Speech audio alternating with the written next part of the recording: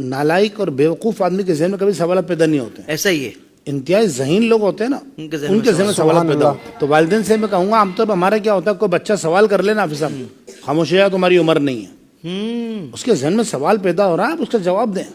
یہ ضروری ہے, کیونکہ آپ اس کے ذہن میں سوال پیدا ہو رہا ہے نا, تو آپ پہلے سوچیں, یا اگر اس ٹائم آپ کو جواب نہیں آ رہا ہے تو آپ اس وقت سوچیں کہ میں اس کا کیا, بیٹا بعد میں بتاتا ہوں, پھر اس کے عقل کے مطابق اس کو سمجھائیں. بہت اچھا. کہ کیا ہو سکتا ہے. ٹھیک ہے, کیا بات ہے. جیسے ہمارا جو ادارہ ہے تو اس میں جب آج سے 5-6 سال پہلے اجتماعی قربانی کا ہم نے رکھا, تو میری بیٹی اس وقت بہت چھوٹی سی تھی, جیسے بچہ بولنا سیکھتا نا سمر کو, گائے ذبح ہو رہی تھی تو اس نے مجھ سے ایک سوال کیا, یعنی اس وقت 3.5-4 سال عمر ہوگی اس کی, اب تو ماشاءاللہ بڑی ہو گئی ہیں, تو 4-5 سال میں.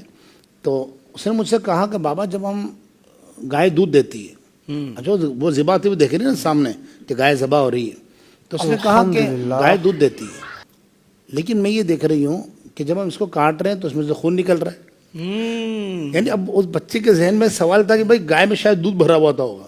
تو پھر میں نے اس کو کہا کہ میں آپ کو اس کا جواب دیتا ہوں, اس کو بٹھا کے سمجھایا. واہ واہ واہ. تو بچے کسی بھی طرح کے سوال کریں, ان کا کیسا بھی انداز ہو, بس آپ کے لہجے میں شفقت ہونی چاہیے, واہ واہ واہ, محبت ہونی چاہیے, مٹھاس ہونی چاہیے. اور اچھا جب بچہ سوال کر رہا ہوں نا حافظ صاحب, میں نے ماشاءاللہ آپ کو بھی دیکھا ہے, آپ انتہائی پوری توجہ سے بات سنتے ہیں. اللہ.